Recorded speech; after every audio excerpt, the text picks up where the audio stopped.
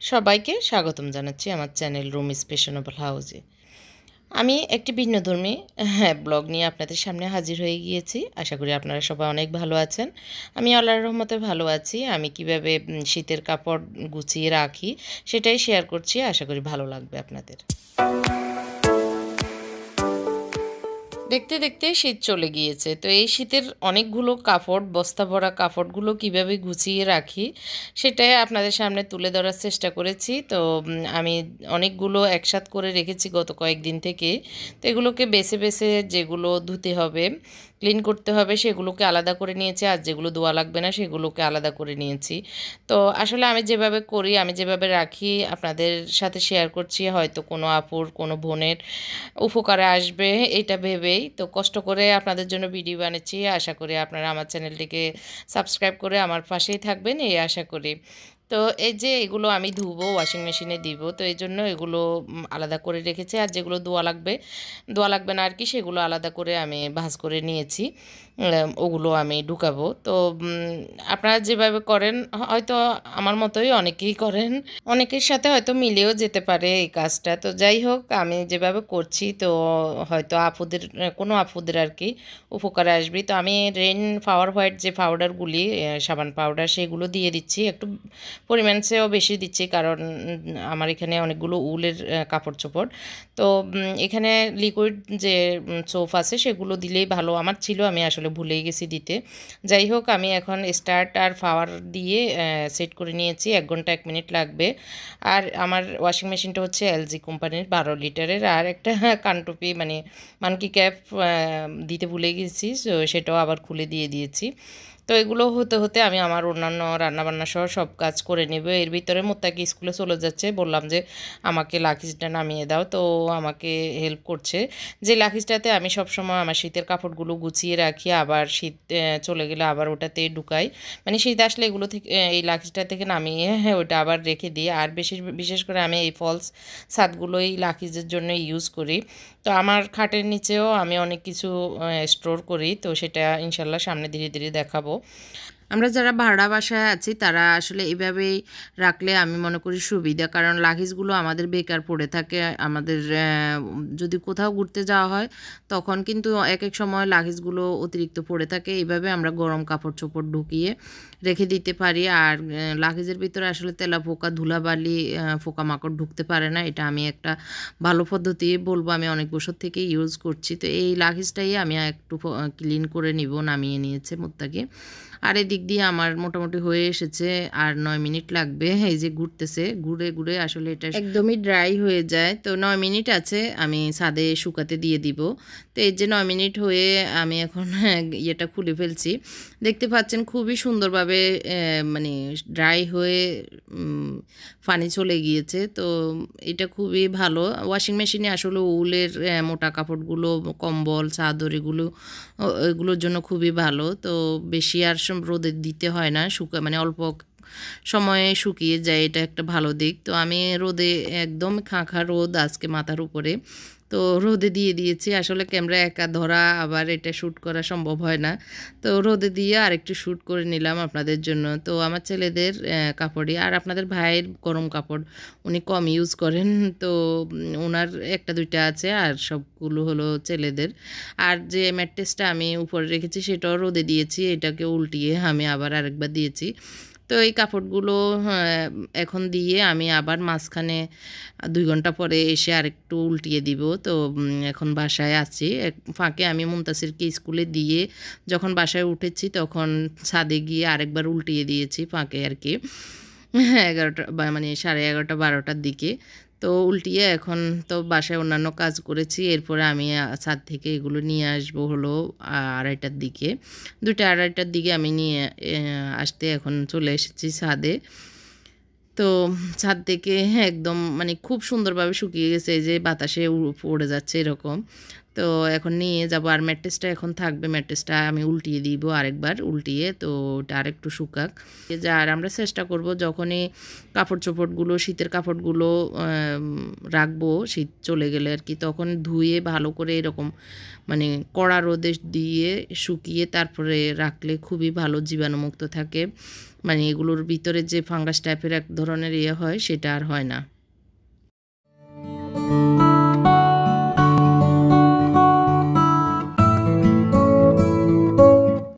তো আমার আগে থেকে যে ধোয়া কাপড়গুলো ছিল সেগুলো যে ভাঁজ করে রেখেছি, আর যেগুলো এখন রোদ থেকে এনেছি সেগুলো এখন ভাঁজ করে নিচ্ছি।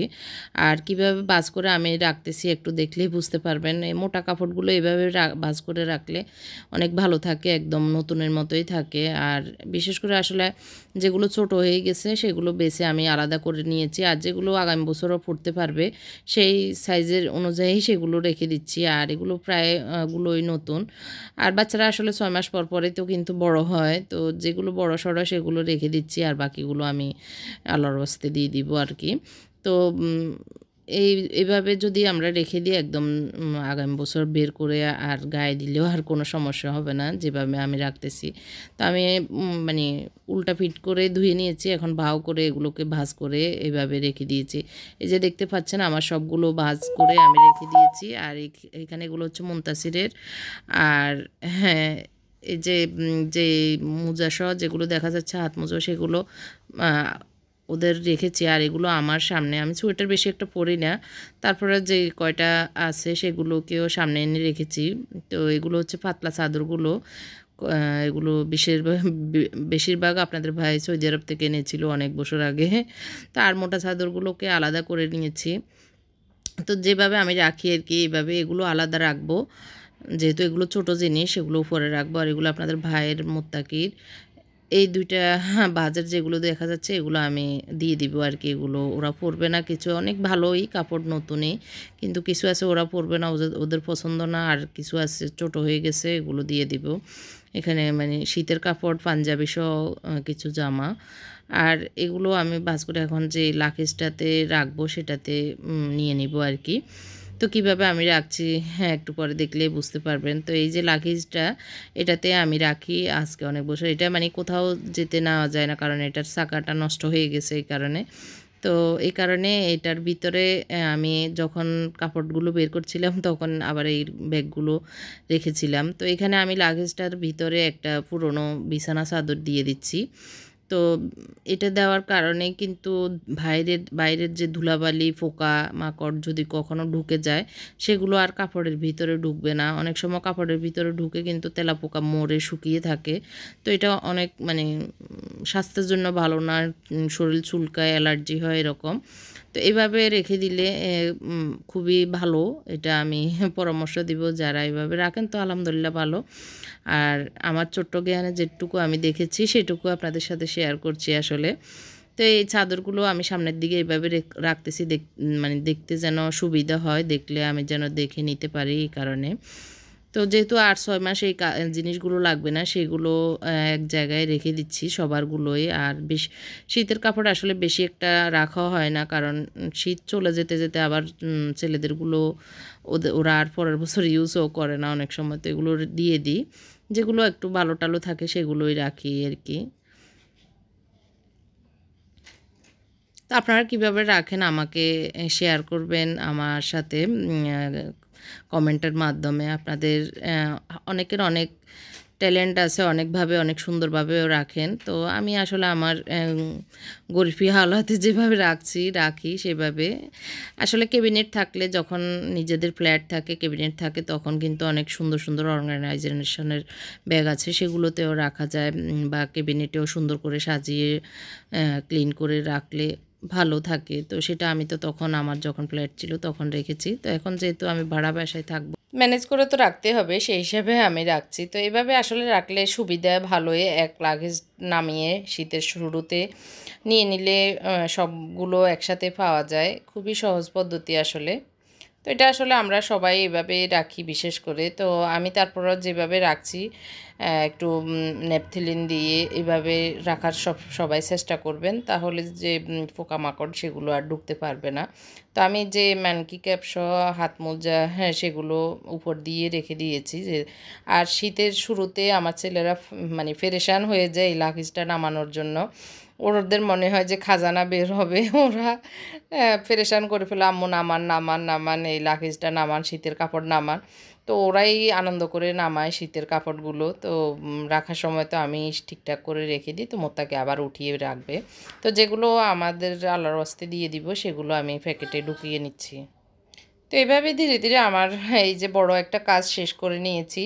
কারণ এই শীত চলে গেলে শীতের কাপড়গুলো সবগুলোকে একসাথ করে এগুলোকে জমাট করে ধুয়ে এগুলো আবার একসাথ করে রাখাটা একটু সময় লাগে। তো অনেক বড় একটা কাজ শেষ করলাম। এই যে অনেকগুলো কাপড় কিন্তু একটা লাকিজে আমার ধরে গিয়েছে। তো আমি চাদরটাকে এখন মানে মুড়িয়ে নিব। তার আগ দিয়ে আমি ন্যাপথলিন দিয়ে দিচ্ছি। আমি একটা টিস্যুর বড় টিস্যু, এগুলো মোটা, তো এই কারণে আমি 4টা ভাগ করে নিচ্ছি, ছোট ছোট করে পুঁটলি বেঁধে দিব। তো এই কারণে, আর যদি আপনাদের টিস্যু না থাকে তাহলে পাতলা কাপড়ে পুঁটলি বেঁধেও রাখতে পারেন, না হয় পাতলা টিস্যু দিয়ে এভাবে রাখতে পারেন। তো টিস্যু দিয়ে রাখার বা পুঁটলি করে রাখার হচ্ছে যে অনেক দিন পর্যন্ত এটার যে ইয়েটা গ্রানটা বা যে ইয়েটা সেটা থাকবে, আর না হয়তো অল্প সময়ে বাতাসে এগুলো উড়ে যাবে। তো এই কারণে একটু সময় যেন বেশি লাগে, সে কারণে এই পুঁটলি বেঁধে রাখলেই ভালো। আর ন্যাপথলিন দিলে আমরা জানি জীবাণুমুক্ত থাকে বা পোকামাকড় আর আসবে না, এই কারণে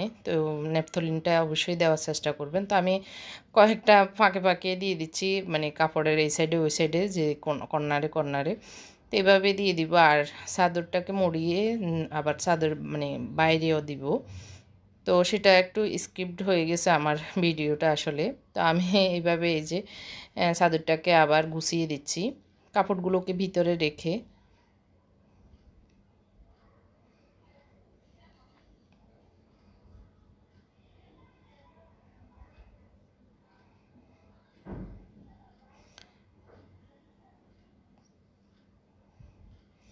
তো এইভাবে আমি এখন লাকিজটা গুছিয়ে নিলাম। আশা করি আপনাদের ভালো লেগেছে আমার আজকের এই ভিডিওটি। টিপসই বলবো যদিও নর্মাল। তো আপনাদের কেমন লেগেছে অবশ্যই কমেন্ট করে জানাবেন। আর যারা এইভাবে রাখেন না, রেখে দেখতে পারেন, অনেক ভালো উপকার পাবেন। তো আমার চ্যানেলটি, যারা নতুন এসেছেন চ্যানেলটিতে, অবশ্যই চ্যানেলটিকে সাবস্ক্রাইব করবেন, পাশে থাকা বেল বাটন দিয়ে চাপ দিবেন। সবাই অনেক বেশি ভালো থাকবেন। আল্লাহ হাফেজ, আসসালামু আলাইকুম।